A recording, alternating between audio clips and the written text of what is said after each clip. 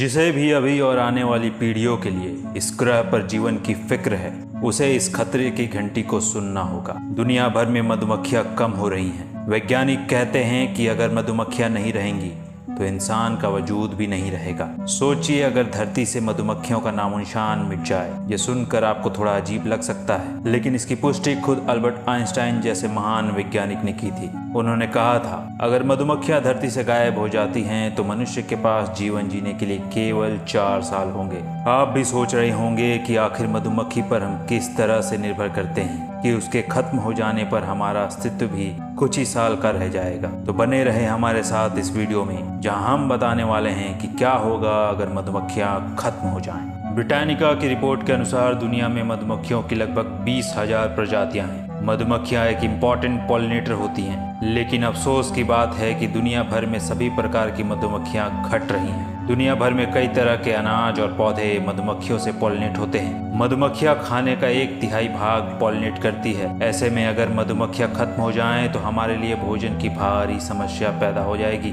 ऐसे तो दुनिया में पॉलिनेशन का काम ड्रोन्स और कहीं कहीं तो हाथों से भी किया जा रहा है, लेकिन जो काम प्रकृति ने मधुमक्खियों को सौंपा है उसका विकल्प खोजना हम इंसानों के लिए इतना आसान नहीं होगा। मधुमक्खियां डंक मारने और शहद बनाने के अलावा भी बहुत कुछ करती हैं। ये ग्लोबल इकोनॉमी में हर साल $200 बिलियन से भी ज्यादा का योगदान देती हैं, लेकिन बदले में जो हम मधुमक्खियों के साथ कर रहे हैं वो बहुत ही खतरनाक स्थिति पैदा करने वाला है। ग्लोबल वार्मिंग और खेती में अत्यधिक पेस्टिसाइड के इस्तेमाल से मधुमक्खियां दम तोड़ रही हैं।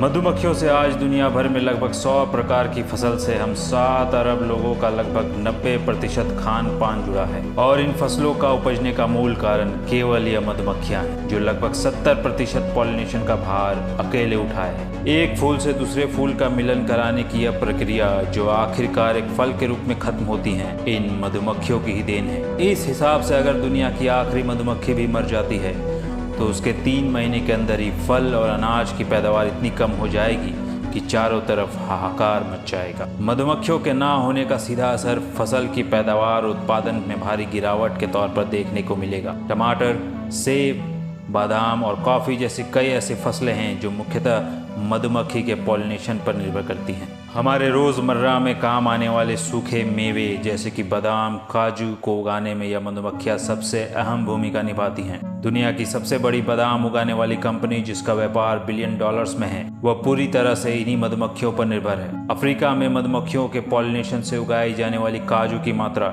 आर्टिफिशियल तरीके से उगाए गए काजू से दुगनी होती है, और इतना ही नहीं, वहाँ के हजारों परिवार इसी व्यवसाय पर निर्भर हैं। यानी मधुमक्खियों के खत्म होने से न केवल इन सूखे मेवों की कमी आएगी, बल्कि कई लोगों के हाथों से रोजगार भी छिन जाएगा। कॉटन यानी सूती के कपड़े बहुत ही कॉमन होते हैं और ज्यादातर लोग सूती कपड़े ही पहनना पसंद करते हैं, लेकिन क्या आप जानते हैं कि कॉटन यानी कपास की खेती सीधे तौर पर मधुमक्खियों की पॉलिनेशन से जुड़ी है। दुनिया भर में होने वाले कपास का पॉलिनेशन मधुमक्खियां ही करती हैं, और यह ना हुई तो अमेरिका, चीन और भारत जैसे बड़ी कपास उगाने वाली देशों को भारी नुकसान होगा। इतना ही नहीं, जो जीन्स, टी शर्ट, कॉटन से बने कपड़े हम सब पहनते हैं वो हमें देखने को भी नसीब नहीं होंगे। कॉटन हमारे शरीर पर सबसे आरामदेह माना जाता है, लेकिन मधुमक्खियों के ना होने से हमें दूसरे तरह के कपड़ों से ही काम चलाना होगा। मधुमक्खियों के अस्तित्व का एकमात्र मकसद हमारी फसलों का पॉलिनेशन करना नहीं है। असल में मधुमक्खियां हमारी फसलों से अपना खाना हासिल करती हैं और बदले में पॉलिनेशन जैसी बेशकीमती चीज अदा करती हैं। अगर बिजनेस के नजरिए से देखें तो मधुमक्खियां उन बड़े रईसों की तरह है